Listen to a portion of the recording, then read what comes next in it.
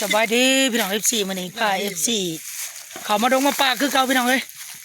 ขึ้นมาผู้มาหาอยู่หากินมานำกันหลายคนมานี่มากับนายพันกำพี่น้องเอ้ยนายพันหัวหน้าทีมงานบ้าแม็กน้ำเช่น นั่นยังไงน้ำโอ้กินน้ำอยู่ในเครือสมมุติว่าเฮาสุกเชิญมาดงมาป่าบ่มีน้ำกินพี่น้องเอ้ยสามารถกินได้สั่นพวกตัดเอาน้ำตัดบ่ได้ปากเดียวน้ำเครือพี่น้องนี่มันบ่ไหลบ่มันหย่อยลงตัดปากเดียวลงมือเอาไปลองตัดเบิ่งอีกพี่น้องมันมีเครือพี่น้องเลยเอาตัวนี้ตรงอันนี้ไปบักละตรงเลยโอ้มันจะขาดน้อยนึงก็มันไหลเนาะมันมีลมพี่น้องเอ้ยวิธีกินน้ำอยู่เครือสมมติว่าหิวน้ำเอามาโขกมาปลาบ่มีน้ำกินนี่เครือนี่พี่น้องเอ้ยขัดจะบ้องเพิ่นกินยังไงหน่อยกูหนีแล้วเนาะผ่านกรรมเพิ่นพากินพี่น้องเอ้ยขูดมากบ่หัวหน้าทีมงานผ่านโอ้ได้กินได้เฉยเนาะน้ำเครือนี่เครือนี่พี่น้องเอ้ยมาดงเนาะมันบ่มีน้ำกินเนาะมีแต่น้ำแข็งหลอนมาตัดเอาน้ำเครือได้ตัดเอาเครือน้ำเครือบ่เบื่อเนาะเครือเนาะโอ้บ่เบื่อไหลแห้งขนาดเครือตัวนี้ป้าตัวโจกเลยน้ำเครือพี่น้องกินได้บ่เบื่ออยู่ตีนผู้บ่มีน้ำเนาะน้ำแห้งต้องก็ใส่น้ำเครือน้ำไหลแห้งเลยเนาะเครื่องแก้วเลยนี่เอาลองมองดูเครื่องยังให้ตัวนี้ผ่านลองมึงน้ำแข็งนิดนึงเนาะกินน้ำแข็งผสมผสานกุ้งคืนโอ้ออกหวานนิดนึงเป็นยังไงคักเบิ้งให้ลองกินเบิ้งเลยลองเบิ้งลองกินเบิ้งกันพี่น้องนี่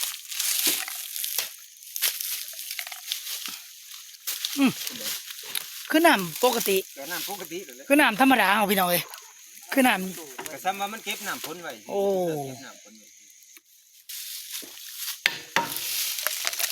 ดูคักสดชื่นพี่น้องคณะมาโขมาปลาเนี่ย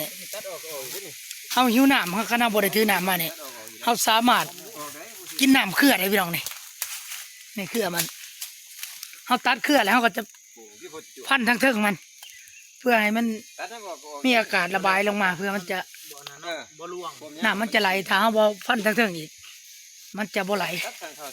หรือว่าเขาจะตัดเป็นท่อนมันก็ไหลลงมาได้เลยคือว่ามานำกันหลายคนทีมงานเนาะกำลังมาหอดทับพี่น้องเลยดังไฟไว้ช่วยน้ำไหลโอ้เฮ็ดเนื้อบ่นี่ใส่กับดักหนูพี่น้องเลยลืมหมากนี่เอาลืมเอาหมากมันต้นมันสลางเนาะมันสับปะหลังเห็ดเนื้ออ้อยหนูว่าจะไปเอามาพอกไปเส้นใหม่เปลี่ยนแผนว่าจะไปทางไหนปั้นบอยนี่ต้มน้ำกินกาแฟก่อนมาสั่นจังสิได้ออกเดินทางนายพานเฮาต้องกินกาแฟก่อนพี่น้องเอ้ยพอมีแห้งเดินทางต่อเป็นจะได้พันคำบ่พากินแก้วที่มันนี่จังหวะแล้วมวยอดในหิวดอกกันทดเลย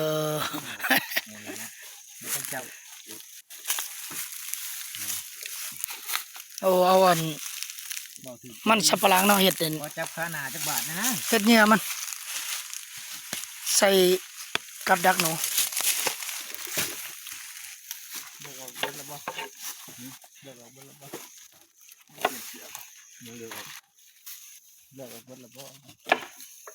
จับนะบอกเป็นไรชาวหลังพ่อชาวหลังว่าเต็มกระเป๋านะ6 หลังมือใส่30 ดำ30 หลังได้จักโตมันนะโอ้โต30 หลังได้10 โตถือว่ามันเลยเนาะพี่น้อง30 หลังได้โตพันแม็กได้บ่2 โตครึ่งโมเมนโตครึ่งอีกบ่3 โต2 โตครึ่งมาหลุดน้ำกันพี่น้องเอ้ยตัวที่2มันใส่ออกไงเยอะแต่คนมันโอ้มีใส่ขี้ให้เบิดเลย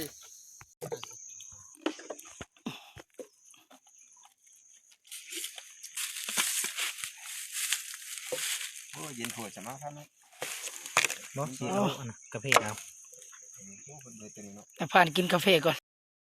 ตัวไก่เคี่ยแถวนี้ตัวไก่ป่าพี่น้อยเคี่ยหากินเดียวนี่ขนาดเลย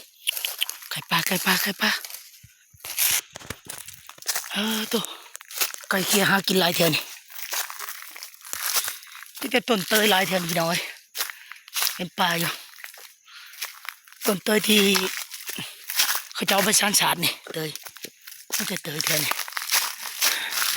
ทีมงานเฮายางก่อนเลยพี่น้อยเฮายางลำลังเฮาสิไหวหรือบ่ไหวพี่น้อยทีมงานนะพุ่นยางก่อนแล้วนี่เตยพี่น้อยนี่เตยผ่านเอายางก่อนพี่น้อยฮะคุยยัง กับนี่ไปดิไม่ใช่กับนี่เป็นกับเล่ โอ้เกี่ยงอะไรเนาะ แล้วก็เตะไปตรงนั้น โอ้ดักเลยกลับใส่ น้องคน โอ้มันเกี่ยงขนาดเนาะ ใส่อันนั้นใส่เลือก ใส่ปากหูเลยเนาะแต่เป็นกำลังคำเอาพากันเดินขึ้นภูเลยพี่น้อยทีมงานเขาอย่างก่อนเลยไป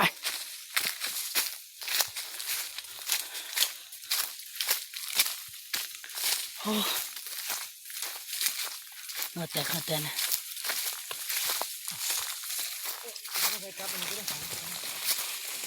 เท่านี้ต้นเตยหลายเนาะเท่านี้เนาะเห็นหูมันว่าจังไงโอ้มันเป็นข่อยพี่น้อยทีมงานเอาไปใส่กับโอ้มาหอดวางนี่เป็นโน่นผู้พี่น้อยสั้นขึ้นไปเริ่มสั้นขึ้นเลยเอาชิ้นย่างขึ้นนี่ย่างขึ้นหอดจอมผู้พี่น้อยไม่กระสูพี่น้อยเพื่อFC พา FC ขึ้นทางหลังผู้หน่อยนี่ไปย่างขึ้นผู้ทีมงานเนาะเราใช้กับดักแถวนี้มันจะเป็นทำน้องไว้มักอยู่แถวนี้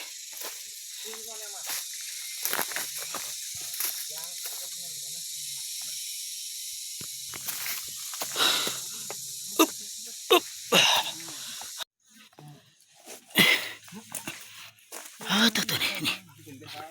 ดักอยู่ทำตัวนี้ตัวน้องไว้มักอยู่แถวนี้พี่น้อยโอ้ไฟไหม้ป่าไปเลยแปลนไปเลยเถอะนะทีมงานเขาใส่ดักเถอะนี่หมายว่ามันมีเหม็นพร้อมหมดนี่ตัวโอ้พ่อเขาจะขึ้นผู้ทางนี้ก็เป็นตาใส่ขนาดเลยแถวนี้นี่ทีมงานเอาไปใส่ดักไว้แถวนี้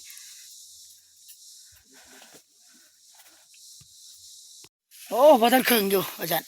ถ้าก็หอดตีนขึ้นน้อยเดียวเท่านั้นพี่น้อยยังไงเติบแนวเมืองชั้นเทลีเลย มันตีเป็นหลาบเลย อาจะได้กับมาปีนผาทำกันพี่น้องเลยบางเหงื่อคนออกบ่เลยเนี่ยออกกำลังกายพี่น้องเลยทีมงานเขาดักกับโนเขาก็มานำทีมงานเขาบ้าแม่ขึ้นก่อนไปลองขึ้นอีก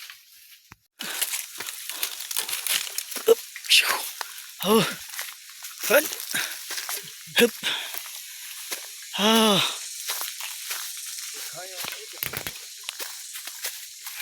แต่เป็นกำลังอยากคำหน่อยแดดเริ่มอ่อนแล้วพี่น้องเอ้ยมาย่างขึ้นน้ำกันโอ้เขาจะย่างขึ้นอ้อมได้นี่เนาะทำโบสามารถขึ้นตรงๆได้พี่น้องมันสั้นอาจจะอ้อม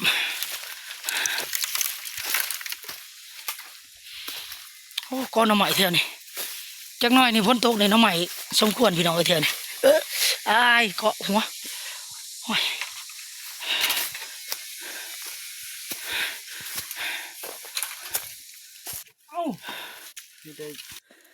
ตัวหลอดผมหายไปพี่น้องเท่านี้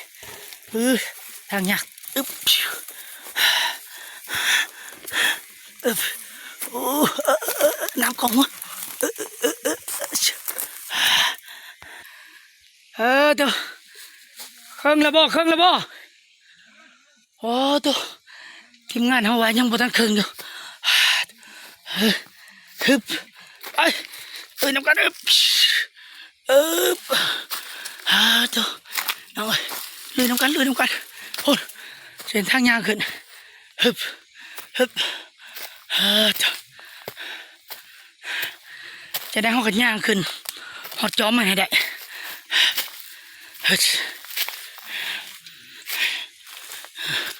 โอ้ทีมงานเนาะเหงื่อแตกเลยพี่น้องเลยทีมงานเนาะผมฮึบ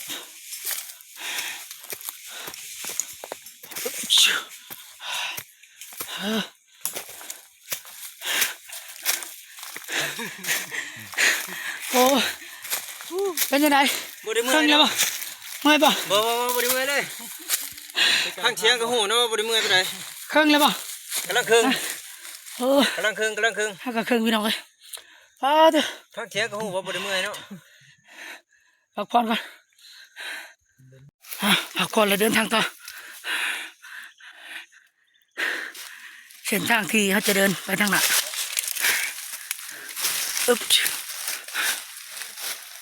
ทีมงานเขาใส่กับโนดักใส่เที่ยวถังโอ้ทางขึ้นโอ้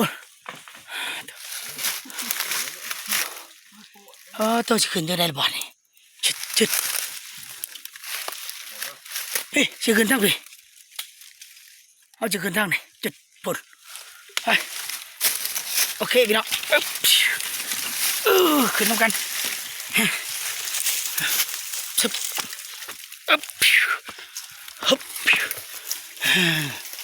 โอเคบ่หักบ่ไม่ตัวนี้มาเด้อเด้อ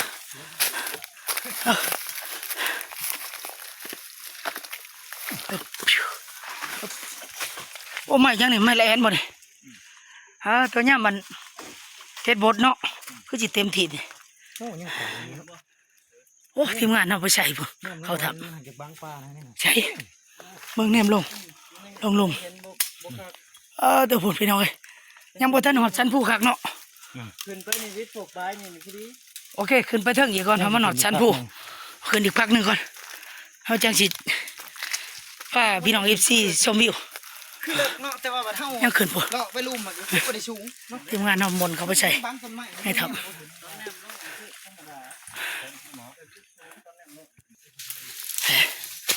อึ๊บ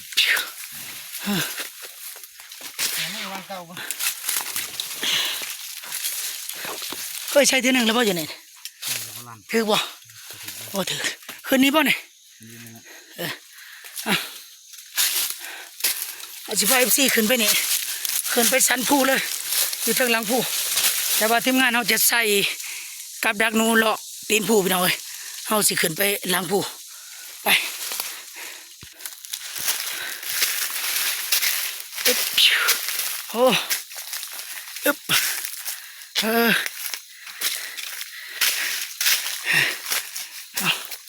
ใกล้ชิวหอดเลยแหละ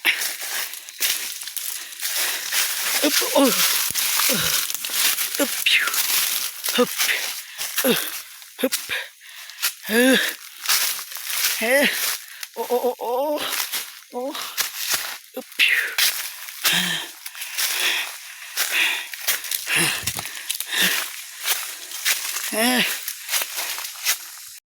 โอเคพี่น้องตอนนี้เฮาก็ขึ้นมาหอดจอมผู้เป็นที่เหี่ยมห้อยแล้วพี่น้องเอ้ยเมื่อยอยู่พี่น้องเอ้ยแต่กระบุสูก็มันพยายามเอาพยายามเมื่อยพี่น้องเอ้ยกินน้ำก่อน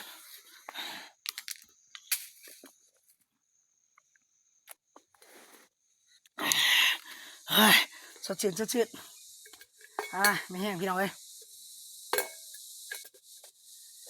จุดที่เขาอยู่นี่ก็แม่นจอมผู้พี่น้องเอ้ยบ่ฮู้ว่าผู้อิหยังนี่ผู้น้อยนี่มันจะขึ้นอยู่กับหมู่บ้านบ้านนาคำพี่น้องอยู่เขตบ้านนาคำเด้อพี่น้องเอ้ยผู้น้อยนี่เขตบ้านนาคำต่อบ้านนางแขะบ้านนาคำก็สิแม่นขึ้นกับเมืองช่องคอนแขวงสวรรณเขตเฮาพี่น้องเอ้ยแต่เฮาบ่ฮู้ว่าผู้น้อยนี่แม่นชื่อมันแนวใดพี่น้องผู้ใดฮู้จักถ้าหากว่า FC อยู่แถวเขตบ้านนาคำว่าแม่นบ่เนาะพี่น้องเนาะแถวนี้ได้ยินแต่เพิ่นว่าผู้บ้านนาคำโอเคพี่น้องเฮาสิพาพี่น้องเลาะชมวิวอยู่ทางจอมผู้บรรยากาศย่ำตอนนี้กำลังแดดอ่อนแน่พี่น้องเอ้ยโอ้ปลาตัวถ่ำตัวนี้พี่น้องเอ้ยย่ำฝนนี่หมูมานอนอยู่นี่นอนแมบขี้ต้มอยู่ในถ่ำนี่ถ่ำตัวนี้คันฝนตกเนี่ยสามารถเข้ามาหลบฝนได้ประมาณ7-8 คนพี่น้องเอ้ยถ่ำตัวนี้ฮะจุดนั้นเห็นบ่ชมวิวเห็นบ่ไปเบิ่งชมวิวที่งานฮาวาจุดนั้นเนี่ยเห็นวิวสวยงามอันนี้เป็นสันผู้พี่น้องเอ้ยจะมีหินแล้วก็ดินเนี่ยปลาไม้ยังลายอยู่พี่น้องเอ้ยแถวนี้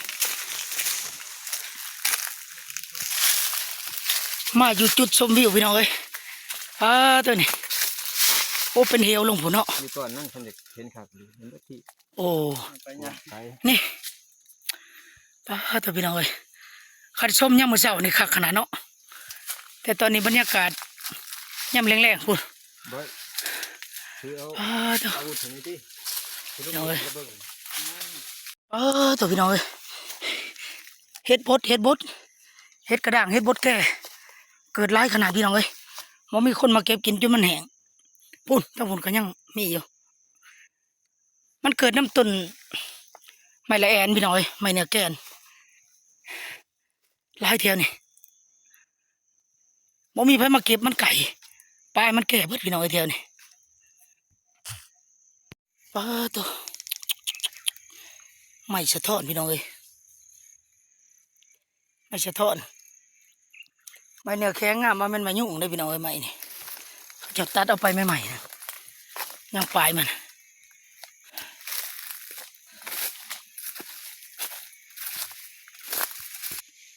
เอามานำนายผ่านเนาะตอนค่ำๆนายผ่านมาหลัดกระหอกรอดจอบไก่พี่น้องเอ้ยนายผ่านเอายางก่อนเอายางน้ำหลัง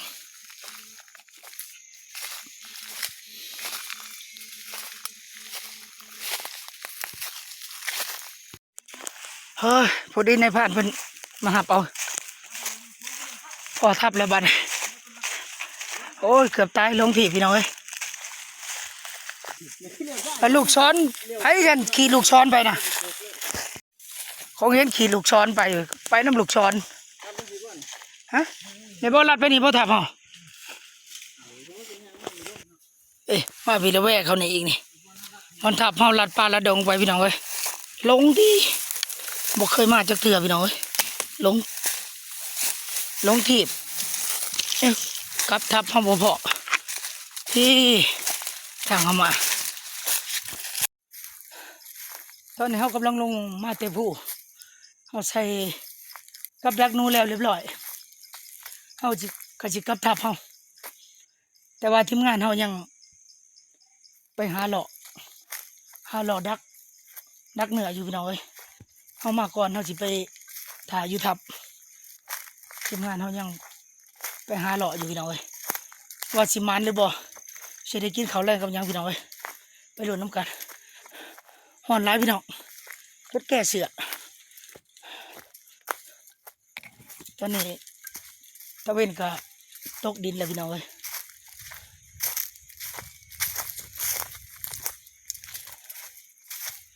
ตกมาตอนแรกอากาศสีเย็นพี่น้องเอ้ยลมพัดวีเป็นแต่นอนม่วนอยู่มาแรงนี่ยันแต่ฝนตกเด้อคันฝนตกนี่ห่วยคักดีแล้วพี่น้องอึ่งออกฉะนั้นโลกกับฝนตกนี่อึ่งหลายแถวนี่โอ้ยน้ำคอตาพี่น้องโอ้ยปลากระสะแถวนี่นี่แต่น้ำกระสะ ลงทางกลับทับเลยพี่น้องเลยโอ้ยผ่านบ่อยผ่านลงถีบแล้วบาดนี้กลับทับบ่ถึงเลยพี่น้องเอ้ยสิมืดแล้วยังบ่ทันเห็นทับอยู่กลับคืนนี่เฮากายเส้นทางเขาทับเฮา